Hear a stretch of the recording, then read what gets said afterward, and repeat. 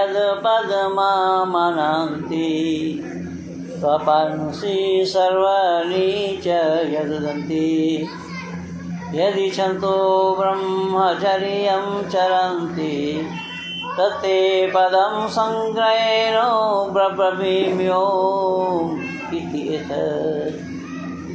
आदर और सम्मान के योग माननीय प्रधान जी, मंत्री जी तथा समस्त कार्यकर्ता और अधिकारी वर्ग, आर्य समाज के सभी सदस्यगण, मंचासीन विद्वत वरेण्य, सभा में उपस्थित धर्मप्रेमी सज्जनवृंद एवं मान्य मातृशक्ति, मैं आप लोगों से एक बात पूछना चाहूँगा। आप लोग जवाब देंगे क्या? हाँ या ना बोलिए। अगर ना बोलिए तो मैं आगे बढ़ूँ। बोलो कह दो हाँ देंगे जवाब। मैं एक पूछूंगा, पूछा आप लोग जवाब देंगे। अब तक जो व्याख्यान सुने क्या मिला उसे? क्या सुने आप लोग?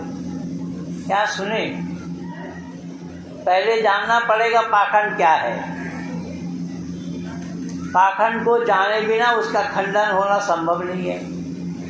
और ऋषि दयानंद ने इस पाखंड को समाप्त करने के लिए पाखंड खंडनी पताका उन्होंने हरिद्वार में लहराया। हरिद्वार, हरि का दरवाजा, जिसे हरि का दरवाजा कहा जाता है, उसी हरिद्वार में ऋषि दयानंद पाखंड खंडनी पताका लहराई। पाखंड क्या है? पाखंड के माने सत्य के विरोध में जो कार्य हो वो सब पाखंड है। फिर समझिएगा, जो बातें वेद विरुद्ध है वो सब पाखंड है। क्योंकि वेदो अखिलो धर्मो मूलम, वेद अखिल विश्व के धर्म का मूल है। वेद के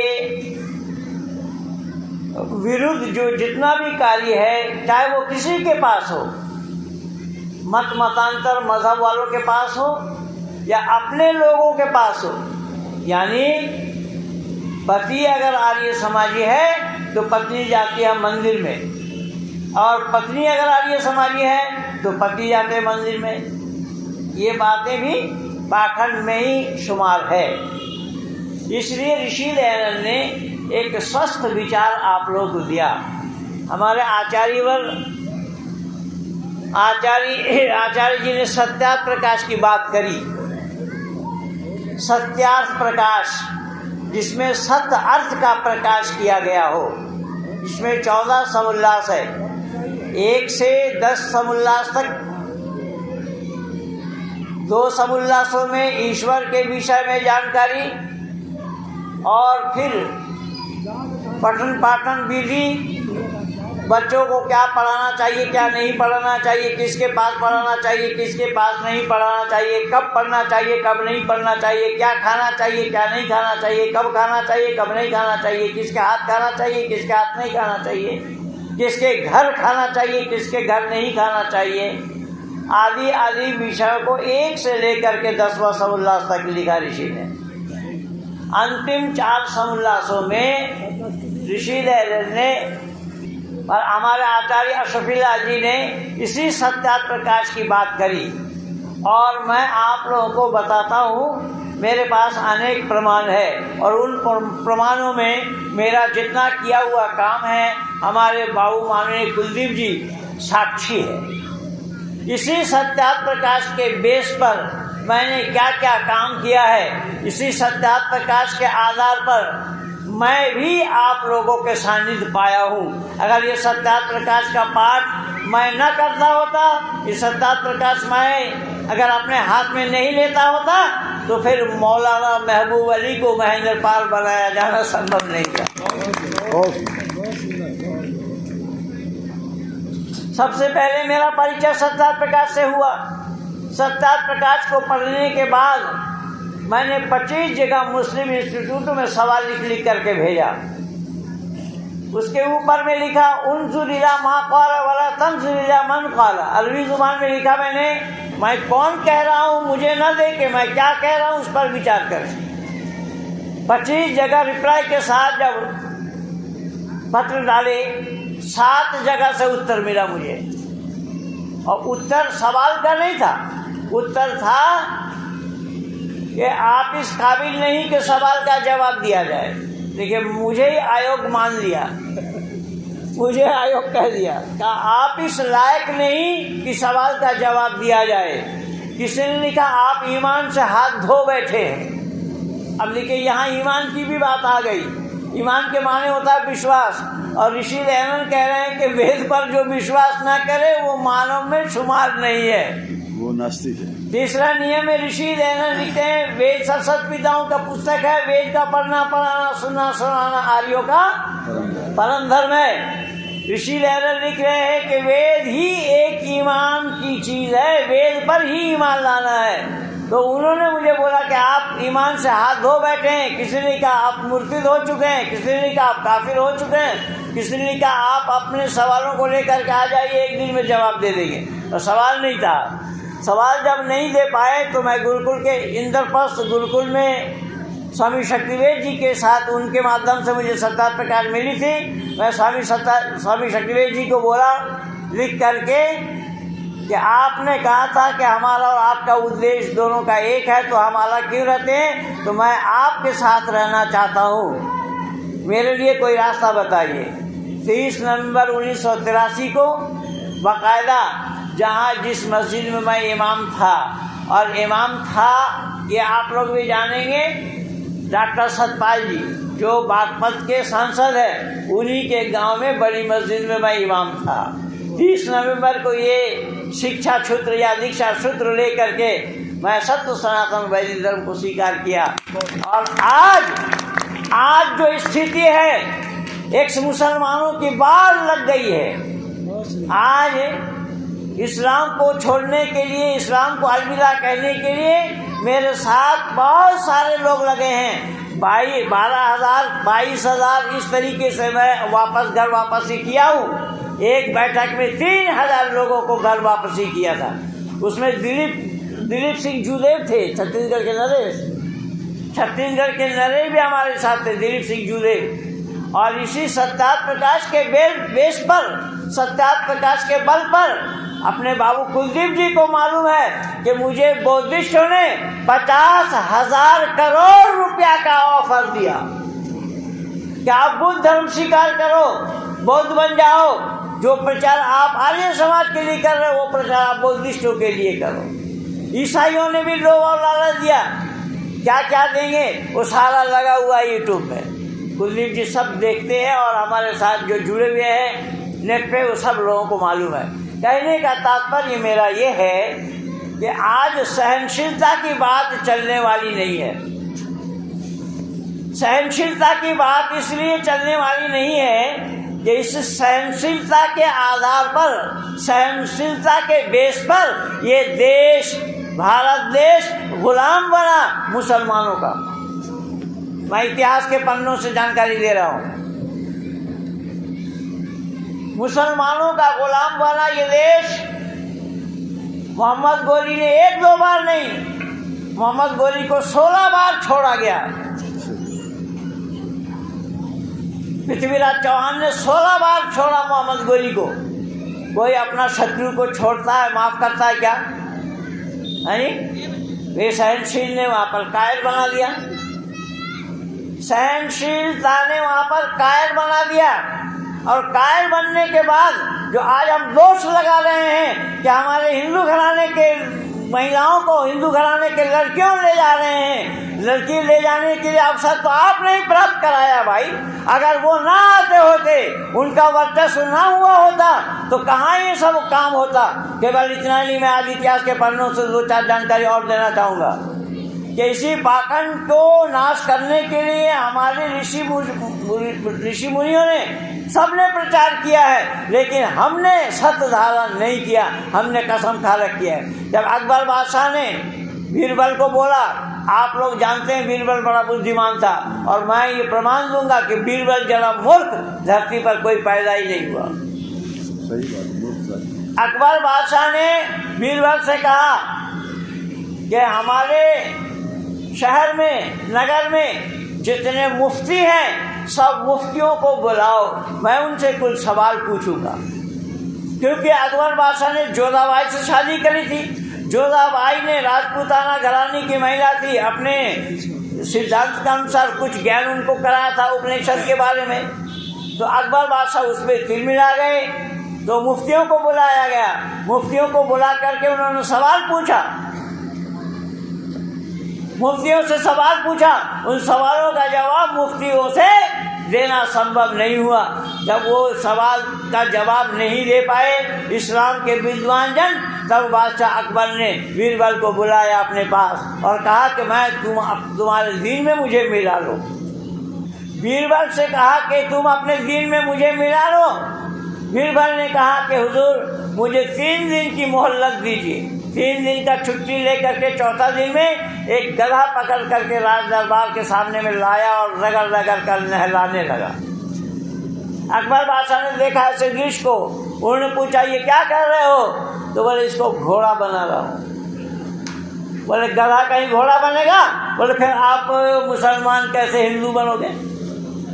मैं दावा के साथ कह रहा हूँ, मोहम्मद गोरी के साथ जो हुआ था वो तो हुआ ही था।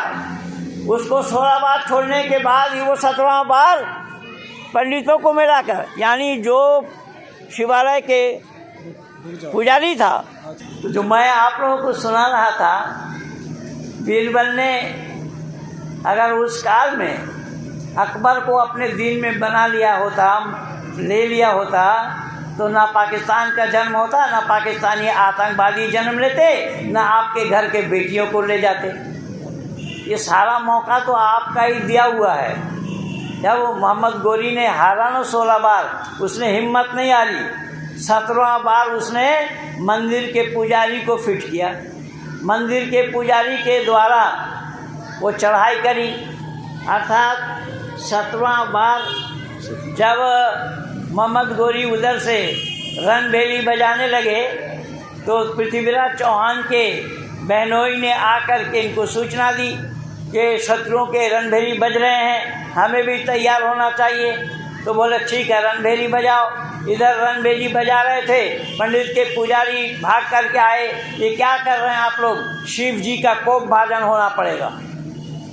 शिव जी अभी निद्रा में मग्न है, अगर इस तरीके से शोर मचाएंगे तो शिव जी की नींद में खलल पड़ जाएगी, इसीलिए आप ऐसा ना करें। और इनकी तैयारी नहीं थी, वो 17 बार चढ़ाई करके भारत को फतेह किया। तो ये तो घटना है, ये सब पाखंड के कारण ही हुआ है। पाखंड खंडनी पताका ऋषि दयानंद को इसीलिए फहराना पड़ा। ऋषि दयानंद ने पाखंड को जड़ से नाश करने का प्रयास किया। ये हमारे और आपके सामने भी मौजूद है। ऋषि दयानंद ने भी अपने आर्य समाज के 8वां नियम में लिखते हैं, अविद्या का नाश और विद्या की वृद्धि करनी चाहिए। यानी अविद्या का नाश पहले है, विद्या की वृद्धि बाद में है। जो लोग खेती को अनाज बोते हैं, उन सबको पता है कि घास में अनाज बोया नहीं जाता। खेत में घास कोई बोया था क्या? बोया ना, तो बुराई अपने आप पैदा होती इस तरीके से। फिर खरपतवार को निकालकर तब वहाँ बीज बोया जाता है। तो यहाँ पर भी मानव समाज में भी ठीक यही हाल है, बुराई अपने आप पनपती है, उसको समाप्त करना। तो आप लोगों ने तो केवल परमात्मा से ही प्रार्थना कर लिया, विश्वानि देव सवितर दुरितानि परासुव यद भद्रम तन्नासुव। हे सकल जगत का उत्पत्ति करता, ऐश्वर्य युक्त शुद्ध स्वरूप सब सुख के दाता परमेश्वर, आप कृपा करके हमारे अंदर से दुर्गुण दुर्व्यसन और दुखों को दूर कर दीजिए। जो कल्याणकारक गुण कर्म स्वभाव और पदार्थ है वो हमें प्राप्त करिए। बोलने से प्राप्त होगा या करने से होगा? मैं हाथ जोड़ रहा हूँ, करने से होगा। तो करने वाले लोग कितने हैं?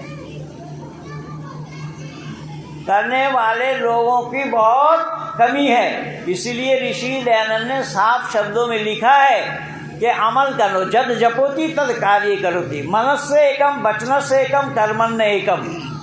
ऋषि दयानंद कह रहे हैं कि जैसा बोलो वैसा काम करो, मन वचन और एक रखो।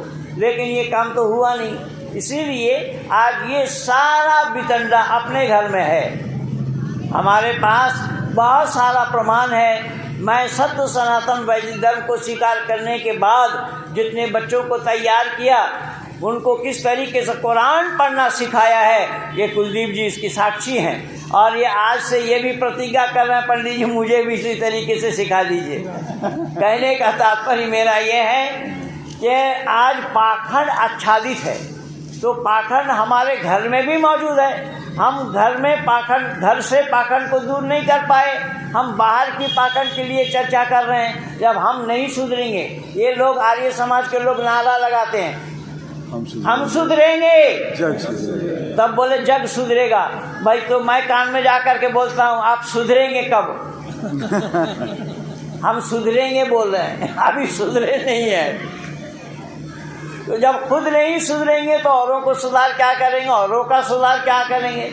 इसीलिए ऋषि दयानंद ने इस पर बहुत बल दिया है। ऋषि दयानंद ने कहा कि पाखंड यही है, वेद विरुद्ध जितना भी आचरण है, जहाँ पर भी है वेद विरुद्ध बातें, वो सब पाखंड है। तो कुरान से वेद विरुद्ध बातें मैं सुना रहा हूँ आप लोगों को। देखिए क्या किस तरीके से लोगों ने मन गढ़ंत कपोल कल्पित बातों को सुनाया है। इज़ क़ालल्लाहु या ईसा इन्नी मरियम मुतफ़्फ़िरुका व मुतहिरुका व जाइलुल लज़ीना तबऊका फ़ौक़ल लज़ीना कफ़रू इला यौमिल क़यामह।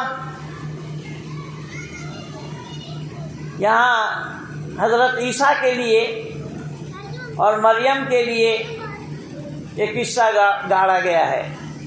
अल्लाह ताला ने हज़रत ईसा को चौथा आसमान पर उठा लिया। अच्छा, चौथा आसमान कहाँ है इसका कोई ठिकाना नहीं है। अल्लाह ने कहा कि मैं प्रथम आसमान में ये तारा सजा दिया, और तारा सजाया शैतानों को मारने के लिए, और ये शैतान को हर वर्ष मारते हैं। अल्लाह भी मार रहे हैं, जो मुसलमान हज को जाते हैं वो भी मार रहे हैं, पर शैतान वहाँ नहीं है। एक पिलर ऐसा खड़ा कर रखा है, उस पिलर को कंकड़ मार रहे हैं। अब वो पिलर को शैतान मारना उचित है या अनुचित है? वो पिलर को शैतान समझना सत है या झूठ? झूठ। कि इसी तरीके से पाखंड मत मतांतरों में भरा पड़ा है।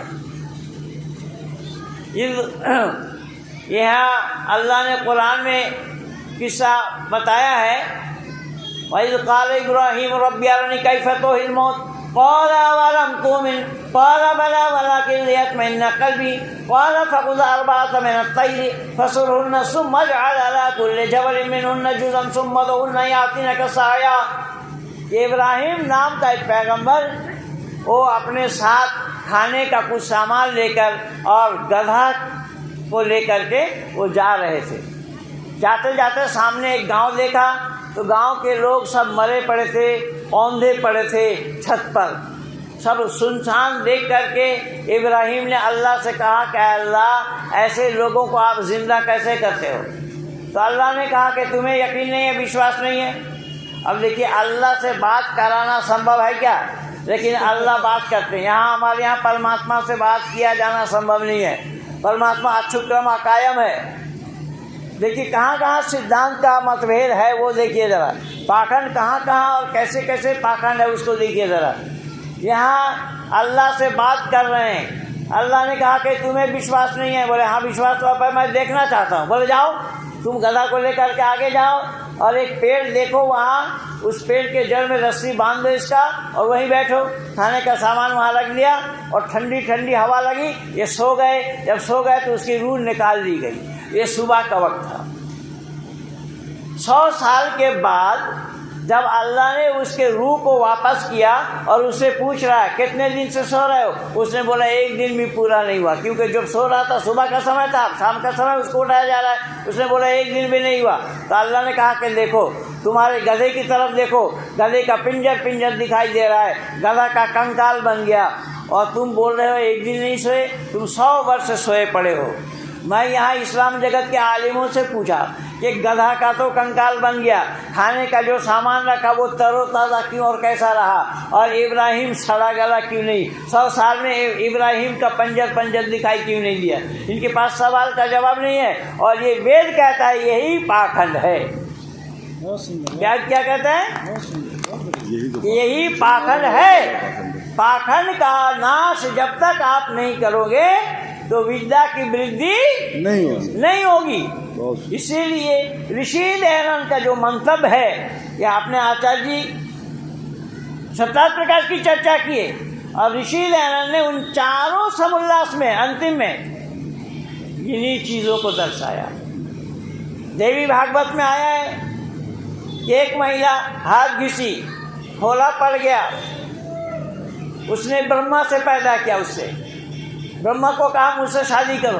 ब्रह्मा ने कहा तू मेरी माँ है, मैं शादी कैसे करूं? तो उसको भस्म कर दिया। फिर हाथ घिसी तो शिव को पैदा किया। उसने बोला मेरे से शादी करो। बोले तू मेरी माँ है, कैसे शादी करूं? तो उसको भी भस्म कर दिया। इस तरीके से 3 लोगों को बनाया और भस्म कर दिया। ऋषि दयानंद कह रहे हैं कि उनको वो पैदा करने के कारण उसको माँ बोला गया, लेकिन बोले तुम रूप धारण करो। शिव ने बोला तुम दूसरे महिला का रूप धारण करो, शादी करेंगे। तो ऋषि दयानंद लिख रहे हैं अमर ग्रंथ सत्यार्थ प्रकाश के 11वां समुल्लास में कि जब तुम माँ से शादी नहीं की तो बहन से शादी करना क्यों संभव हुआ? ऋषि दयानंद का तर्क देखिए। ऋषि दयानंद किस तरीके से पाखंड खंडन कर रहे हैं। पाखंडों का खंडन किस तरीके से ऋषि ने किया है। इतना ही नहीं, यहाँ पर भी इसी तरीके की बात है। आदम को अल्लाह ने बनाया, आदम को बनाया मिट्टी से।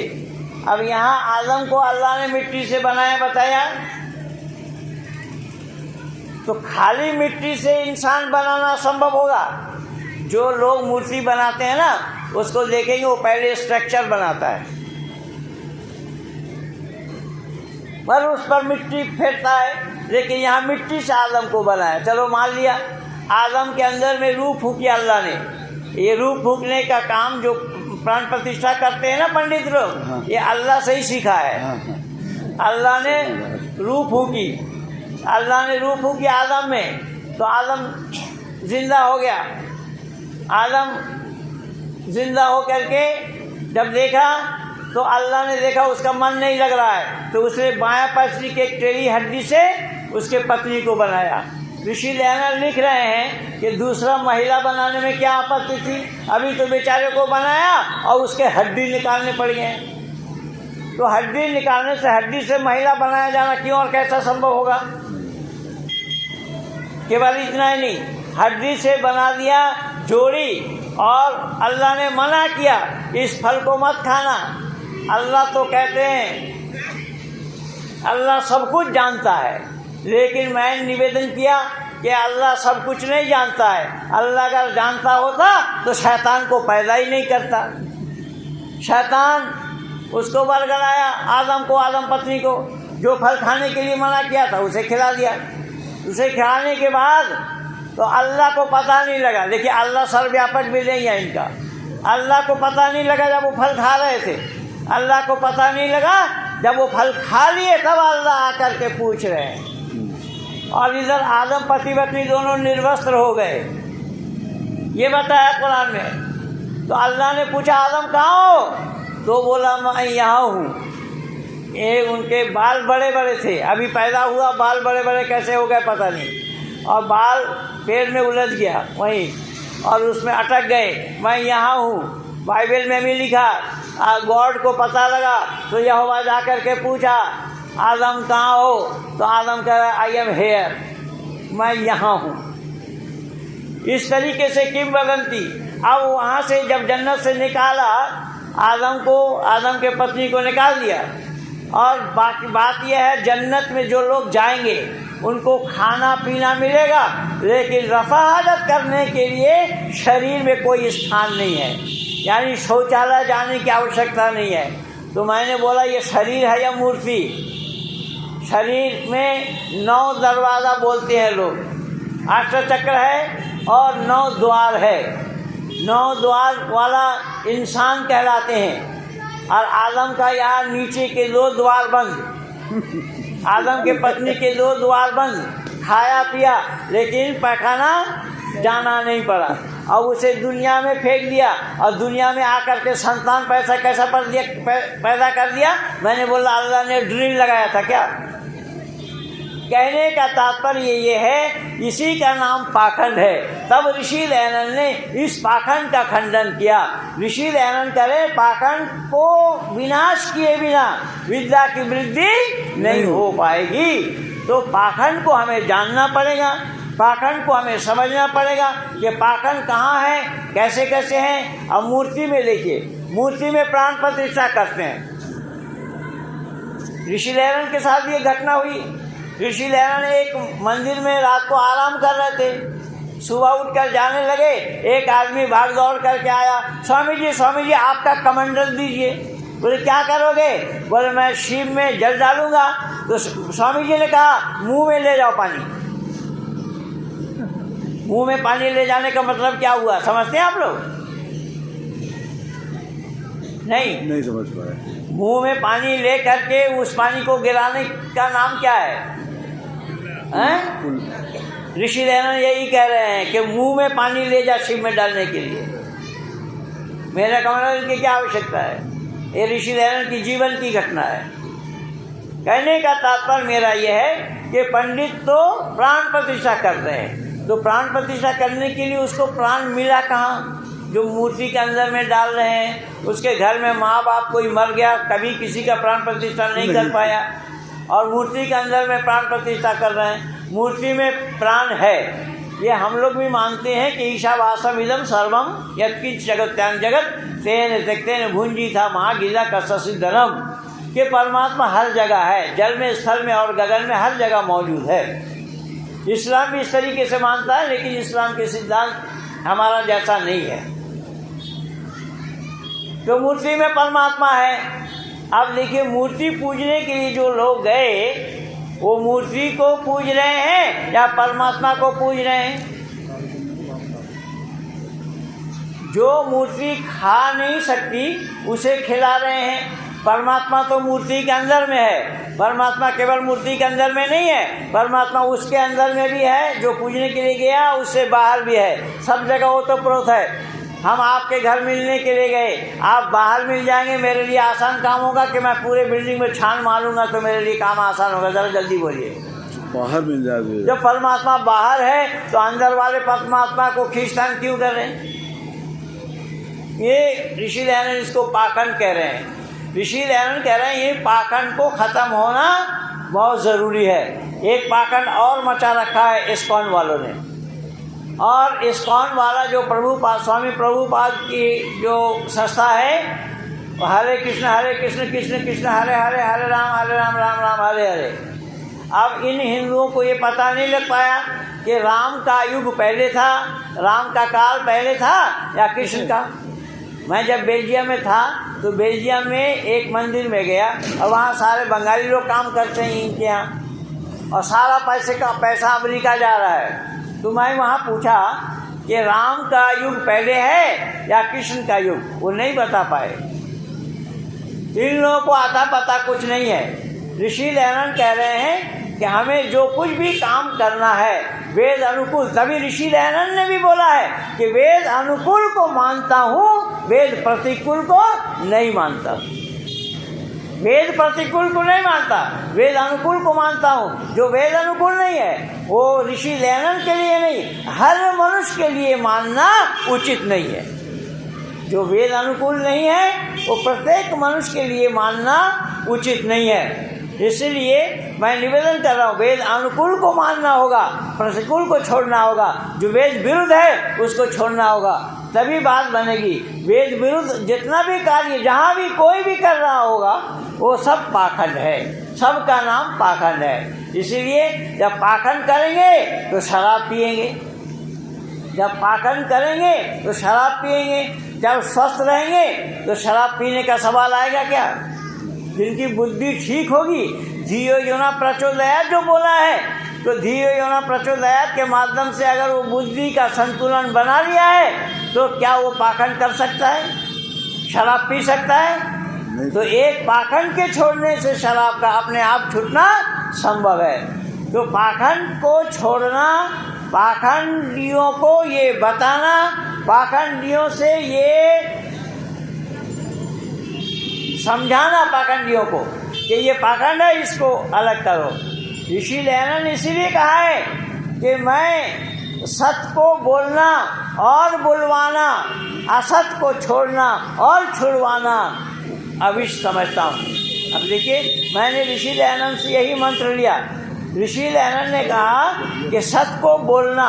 देखिए, आपने आप बोले तो बहुत बड़ी बात है, जब सत्य बोलने वालों की कमी है इस समय, लेकिन ऋषि कह रहे हैं सत्य को बोलना और बुलवाना।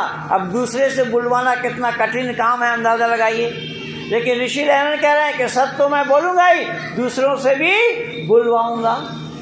और असत को छोड़ना और छुड़वाना, असत को तो मैं छोड़ूंगा ही और दूसरे से भी छुड़वाना ये मेरा कर्तव्य है। इसी तरीके से ऋषि दयानंद ने पाखंड को उजागर किया, पाखंड के बारे में बताया, पाखंड क्या क्या है उस पर भी प्रकाश डाला। और दयानंद ने साफ शब्द में कहा, वेद अनुकूल को मानता हूँ, वेद प्रतिकूल को नहीं मानता। और लोग वेद प्रतिकूल को मानने लगे हैं, इसलिए सारा बखेड़ा हो रहा है। सारा बखेड़ा इसीलिए हो रहा है। मैं एक घटना सुनाकर वाणी को विराम देता हूँ। मैं अब तक 600 हिंदू घराने की लड़की जो मुसलमानों में चली गई थी, 600 लड़कियों को मैंने निकाला है। जामिया मिल्लिया से मैंने 3 लड़की को निकाला। जामिया मिल्लिया की एक लड़की जो अशोक था, वो राशन की दुकान में काम करता था उस समय, तो उसकी बहन मुसलमानों के साथ अफेयर चल रहा उसका। वे दिल्ली की लड़की है और अफेयर चल रहा है रावलपिंडी। उसका नाम फरहान है। तो जब अशोक मेरे साथ ले आया मेरे पास ले आए अपने बहन को, मैंने कहा क्या परेशानी है? बोले आप फरहान को चुप करा दीजिए, मैं चुप हो जाऊंगी, मैं छोड़ दूंगी उसको और मैं बैठ जाऊंगी अपने घर। तो मैंने कहा संपर्क करो फरहान से। तो जब फरहान से संपर्क कराया तो फरहान ने पूछा, आप अल्लाह के बारे में क्या जानकारी है आपको? मैंने कहा आप किस मीटर से नापेंगे, आपके पास कौन सा मीटर है, मेरी क्या जानकारी है, पहले वो मीटर बताओ हमें। तो नहीं बताया। मैंने कहा अल्लाह के बारे में जानकारी लेना चाहते हो, चलो मैं तुमसे पूछता हूँ, अल्लाह ज़र्रे ज़र्रे में है या नहीं? तो उसने बोला हाँ, अल्लाह ज़र्रे ज़र्रे में है। कुरान कहता है वइज़ा सअलका इबादी अन्नी फइन्नी क़रीब उजीबु दावतद दाई इज़ा दाअनी फलयस्ताजिबू ली वलयुमिनू बी अरशद लहुम। यानी अल्लाह ताला ज़र्रे ज़र्रे में है, हर जगह है। तो उसने जब बोला हाँ अल्लाह ज़र्रे ज़र्रे में है, तो मैंने फ़ौरन कहा अल्लाह जहन्नुम में भी है।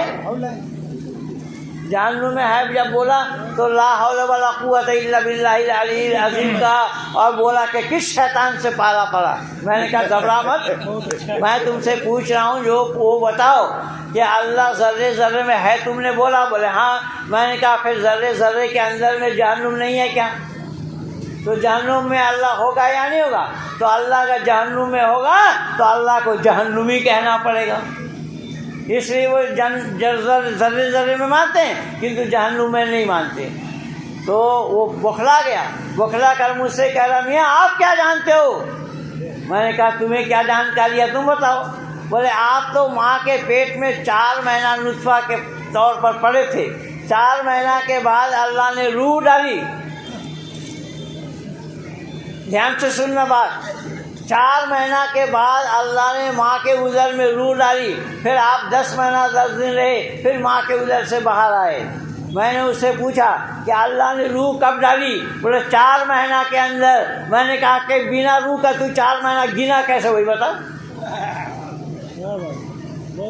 नहीं बता पा, ये सब जानकारी नहीं है। इसलिए ऋषि दयानंद ने इन सब को पाखंड कहा है।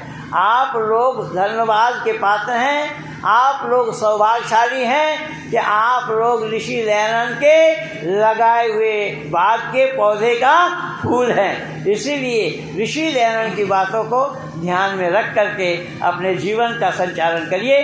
कोई मुसीबत का सामना करना नहीं पड़ेगा, ना आपको कोई ठगा पाएगा, ना आपको कोई जीत पाएगा। इसीलिए आचार्य जी ने भी उसी सत्यार्थ प्रकाश की बात करी और मैं भी बोला यही वो सत्यार्थ प्रकाश है जो आज 12,000 मुसलमानों को मैं वैदिक धर्मी बनाया हूँ। आज एक मुसलमान का फ़ोन आया, वो कुरान के खिलाफ बोल रहा है। मैंने मुनि जी को सुना, महात्मा जी को, जो अपने इलाहाबाद वाले हैं, हम दोनों एक जगह थे, उनको सुनाया। पुरुषोत्तम लाल, हाँ, बाबू पुरुषोत्तम लाल जी को सुनाया मैं। देखिए मुनि जी ये क्या बोल रहा है, ये मुसलमान है और वो हाजी है, वो कुरान के खिलाफ बोल रहा है। तो मैं इस तरीके से काम किया हूँ और कर रहा हूँ। तो 12,000 लोगों को मैं अब तक वैदिक धर्मी बना चुका हूँ। 600 हिंदू लड़कियों को जो मुसलमानों में चली गई थी उन लोगों का उद्धार किया हूँ। ये सारा बाई रिकॉर्ड है।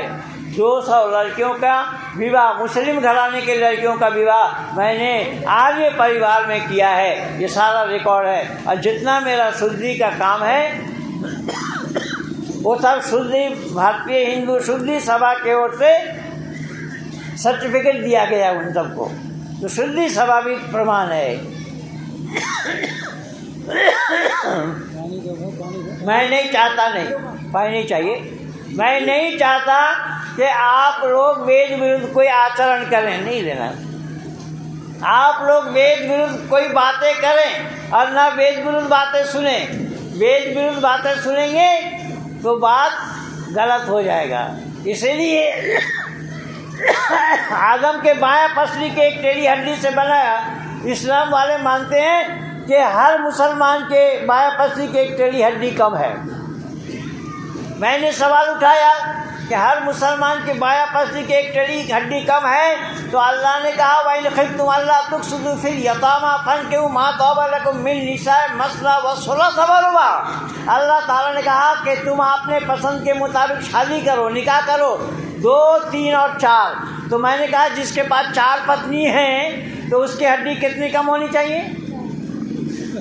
नहीं 4 कम। डॉक्टरी एक्सपेरिमेंट के बाद किसी तरफ हड्डी कम नहीं है, दोनों तरफ हड्डी बराबर है। मेडिकल साइंस ने प्रमाणित किया। तो इस तरीके से ये सब पाखंड है।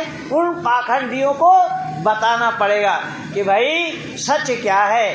सच को हम उजागर करने में समय लगाएं। तो मैं और अतिक्रमण न करता हुआ मैं यहीं पर ही अपने वाणी को विराम देना चाहता हूँ। आप सब लोगों को बहुत बहुत धन्यवाद है। भाई कुलदीप जी के भजन होंगे, भजन को सुन करके जाना। कुलदीप जी के पास मेरा सारा खजाना है और सब ये जानते हैं कि मेरा काम क्या है, किस तरीके से मैं काम कर रहा हूँ, कैसा कैसा काम अब तक किया हूँ मैं। ये सारा कुलदीप जी के पास खजाना पड़ा हुआ है।